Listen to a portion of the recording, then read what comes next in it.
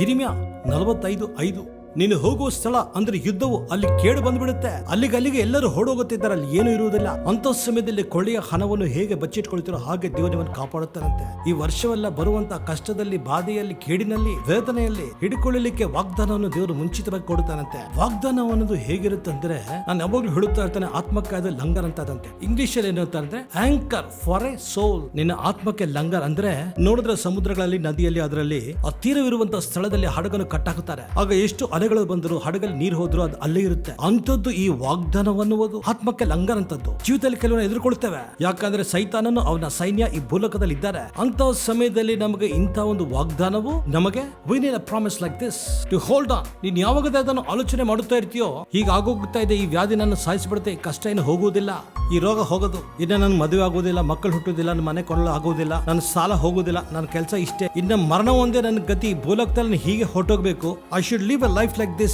pathetic, sick, broken life. No, somebody is receiving a special promise for yourselves today. ಕೆಲವರು ನಿಮಗಾಗಿ, ನಿಮ್ಮ ಕುಟುಂಬವಾಗಿ ಪ್ರತ್ಯೇಕವಾದ ವಾಗ್ದಾನವನ್ನು ಹೊಂದಿಕೊಳ್ಳಿರಿ.